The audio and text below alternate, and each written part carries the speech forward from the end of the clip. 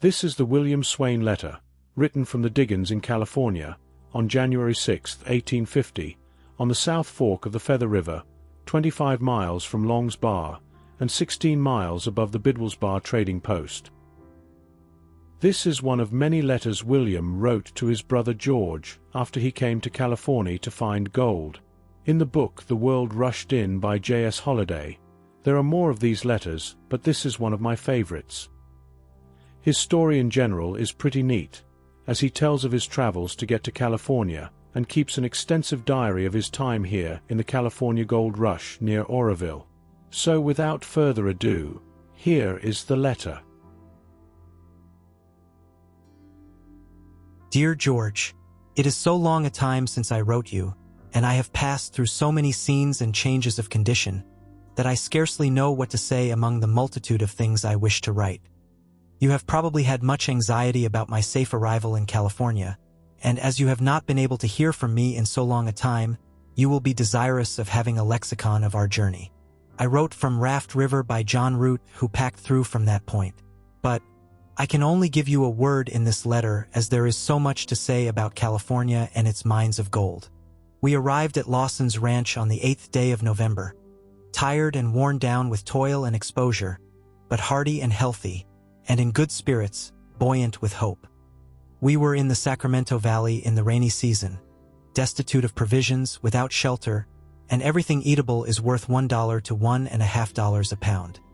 In fact, all was dear but rain and mud, which was everywhere. We rested 3 days and set out for the Feather River mines, where we arrived on the 24th of November at Long's Bar trading post, the first of the mines on the stream. The swollen river prevented the miners from operating near its bed, where gold is found most abundantly. Generally, they were doing no more than boarding themselves, though occasionally one would make a lucky hit and find his thousands. During the fall, miners could average their ounce clear in working with rockers on the bars and edges of the streams. And those who were lucky enough to make dams across the streams before the rains often made large sums in a few days, and frequently in a few hours. Mr. Hutchinson had packed on through on his pony from the summit where we dissolved the joint stock company that we started with from Independence. He, Mr. Bailey, and myself and Mr. Samuel Moore of Calhoun County, in Michigan, a Methodist preacher, and Lieutenant Franklin Cannon of Manchester, in Michigan, have all agreed to work the mines on the joint principle. From all that Mr. Hutchinson had learned and that we could hear, we judged the South Fork of the Feather River to be the most likely to yield a pile another summer, for the following reasons. The main part of the Feather River and all the southern rivers have been overrun, and consequently the best and richest placers found and worked. The South Fork of the Feather River was reported to be rich, and the gold on it, coarse and not much worked. There is good timber for building, not much the case on many of the streams in California, which with us is an important consideration, as we believed our health next summer depended on having dry, warm, and comfortable habitation during the rainy season. In late November, we bought provisions at Long's Bar trading post and took packs weighing 50 pounds each. We traveled over the mountains for 25 miles through rain, mud, and clouds, and arrived on the South Fork on the 3rd day. After prospecting for 2 days, we located a spot favorable for damming and draining the river. We made our claim and built a house as soon as possible to shelter our heads from the soaking rains. So here we are, snug as schoolmarms, working at our race and dam. Whenever the rain will permit, a fall of the river will enable us to get into the bed of the river and know what is there. If there is no gold, we shall be off to another place, for there is an abundance of gold here, and if we are blessed with health, we are determined to have a share of it. You may have some curiosity to know something about our location and dwelling. Our house is a log cabin, 16 by 20 feet. It is covered with boughs of cedar and is made of pine nut logs from 1 to 2 feet in diameter, so that is quite a blockhouse. It has a good door made of cedar boards hewn out of cedar logs, but no window. It faces south and is on the north side of the river. In the east end is a family fireplace, in which large backlogs are burning night and day. At the west end is a bedstead framed into the logs of the cabin and running from side to side. The cords of the bedstead are strips of rawhide, crossing every 3 inches, thus forming a bottom tight enough to hold large armfuls of dry brakes gathered from the sides of the mountains, which make a substitute for feather beds. On these are our blankets and buffalo skins. Altogether makes a comfortable bed. Moore has a bunk in one of the other corners. Over the fireplace are our rifles, which are ever ready, cocked, primed, and frequently yield us good venison. In the other corner may be seen our cupboard with its contents, which consist of a few wooden and tin dishes, bottles, knives and forks and spoons, tin frying pan, boiler, and a coffee pot. Around the sides of the cabin at various points are the few articles of clothing belonging to the different members of the company. Under the bed are 5 cakes of tallow, under the bunk are 3 or 4 large bags of flour, and along the roof is a line of dried beef and 60 or 70 pounds of suet. And out at the corner of the house is a large trough made of pine, may be found the salt beef in the pickle, in abundance. At 10 in the evening, what you might see in this cabin, while everything is still, a fire blazing up from the mass of fuel in the large fireplace, myself and Hutchinson on one end of the bedstead, Lieutenant Cannon on the other, and Moore on his bunk. On the roof, the incessant rain keeps up its perpetual patter, while the foaming stream howls out a requiem of the rushing torrent as it dashes on its way to the valley. And here, in the wakeful and listless, are the members of other circles too, but often the mind is far away, filled with other scenes of far distant homes and relatives. In front of our cabin, a mountain rises from the edge of the river 2,000 feet and hides the sun until 10 o'clock in the day. Its top is often covered with snow. The live oak and numerous other mountain evergreens, besides the pine and cedar, green as spring, are loaded up with snow near the mountain top and dripping with rain on its side and base. And this is only a specimen of the hills and scenery on all sides of us. The following is a list of prices current per pound when we arrived at Long's Bar. Pork, $1.25. Beans, 75 cents to $1. Sugar, 75 cents. Coffee, 50 cents. Tea, $2.50. Vinegar, $5. Pickaxes and tin pans, $8 apiece. Coffee pots, $6. Frying pans, $6. These prices were caused by the rains which commenced 6 weeks earlier this year than last and consequently found the merchants in the mines without having laid in their winter's stock. At this time, a small steamer comes up to the mouth of the Yuba River and merchandise is brought from there to mining camps on pack mules. Since this mode of transportation was adopted in December, prices have fallen 30%. We found the most extraordinary state of morals in the mines. Everything left in this country is left where the owner wished to leave it, in any place no matter where, as stealing is not known.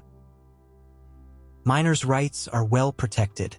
Disputes seldom arise and are settled by referees, as they would be at home.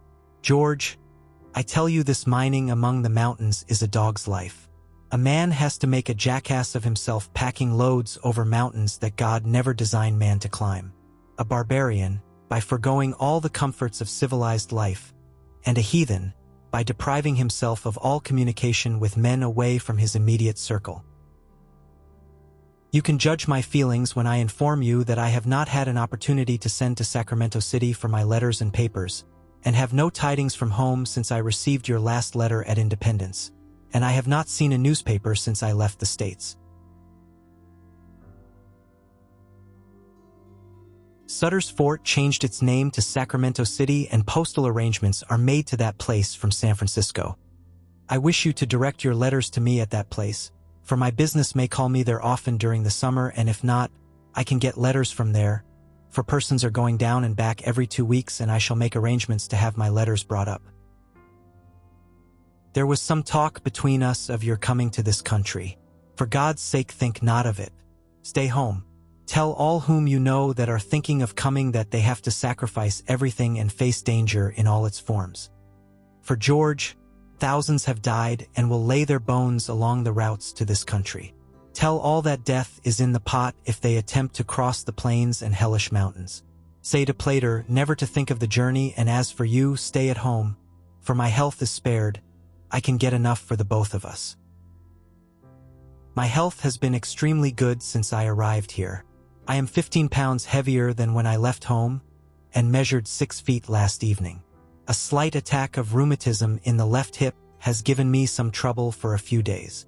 You may think from the tenor of this letter that I am sick of my job, but not so. I have not seen the hour yet when I regretted setting out for California, nor have any one of our little party ever regretted that we undertook the enterprise. I have seen hard times, faced the dangers of disease and exposure and perils of all kinds, but I count them as nothing if they enable me to place myself and my family in comfortable circumstances. Now you will think that there is a contradiction in the advice that I gave you and others about coming to California, and the declaration of my own satisfaction that I have performed the journey. The fact is that gold is plenty here, and the accounts received before I left home did not exaggerate the reality. Therefore I am glad that I am here, but the time is past, if it ever existed, when fortunes could be obtained for by picking them up. Gold is found in the most rocky and rough places, and the streams and bars that are rich are formed of huge rocks and stones. In such places, you will see, it requires robust labor and hard tugging and lifting to separate the gold from the rock. But this is nothing to the risk of life in traveling to this country. Therefore, if I was at home and knew all the circumstances, I think I should stay at home, but having passed those dangers in safety, I thank God that I am here in so favorable of circumstances. I hope soon to send for my letters, and God grant that they may bring no sad intelligence from home, for I almost dread to hear from that happy home, fearing that our neighborhood may have been the theater of cholera. You are better acquainted with the state of things around San Francisco Bay than I am, and therefore say nothing about them. I have felt great anxiety about my wife and child, as I left them no means to live upon for such a long time. Expecting to send home means before this, and also their necessities might embarrass you. I hope that you will see that they are provided for and trouble you may have. I shall feel willing to do so and feel forever grateful for your kindness. Give my love to Mother, if she is yet living, and say to her that I often, very often, think of her. Tell Sabrina not to be over anxious about me, for I shall be careful of my health, and as soon as I can get rocks in my pocket, I shall hasten as fast as steam can carry me. Write often, for I may sometime or another get your letters. January 12th. We have had heavy rains and high water, but the weather has cleared off fine, like spring. And spring is here, for the mountain oaks are putting out their leaves and all things are assuming a green hue. We are in hopes of having dry weather soon. It is just for me to say that if my health is good and I do not have extraordinary luck, I may not be home until next fall. Mr. Bailey is well and sends his love to his family. January 16th. The rapidity with which this country is settling is only equaled by the change being made by the Yankee enterprise. 3 weeks ago, but one steamboat plowed its way across the San Francisco Bay, and but one traversed the Sacramento River. Now 4 steamers may be seen making their regular trips from San Francisco to Yuba City, and flour which was then selling at 75 cents per pound is now 40 cents per pound, as I have just heard from Mr. Hutchinson, who has come home from Long's trading post. When we first located on this stream, no more than 6 houses were built on it. Now, within a distance of 10 miles, 150 dwellings are built. The redskin, who 4 months ago roamed in his nakedness, the undisputed lord of these mountains and valleys, may now be seen on the hilltops gazing with surprise upon the scenes below, the habitations, the deep-dug channels and the dams built. The sound of the laborer's axe, shovel, and pick and pan are sounds new to his ear, and the sight one to which his eye has never been accustomed. The natives of these mountains are wild, live in small huts made of brush and go naked as when they were born. They subsist on acorns and what game they kill with their bows and arrows. They are small in stature, and their character is timid and imbecile. When they visit the camp of the miners, they evince the most timid and friendly nature. They are charged with killing miners occasionally when they find one alone away among the hills hunting. The miners, especially the Oregon men, are sometimes guilty of the most brutal acts with the Indians, such as killing the squaws and papooses. Such incidents have fallen under my notice, that would make humanity weep and men disown their race. I send this by a man who is going to Sacramento City and to San Francisco on the purpose for mail. He leaves here Saturday and will return in 2 weeks, when I should probably get my letters by him. I am paying him $2 apiece for bringing them up. I shall write as often as I can and shall fill my engagements to different persons to whom I promise to write as soon as I have gained sufficient knowledge of the country to do so. Say to Mr. Burge that this climate in the mines requires a constitution like iron. Often for weeks during the rainy season it is damp, cold, and sunless, and the labor of getting gold is of the most laborious kind. Exposure causes sickness to a great extent. For most of the mines, tents are all the habitation the miners have. But with care I think health can be preserved. Give my love to Sabrina and kiss little cub for me. Goodbye, George. William. P.S. I have wafered in some samples of gold found on the main branch of the Feather River.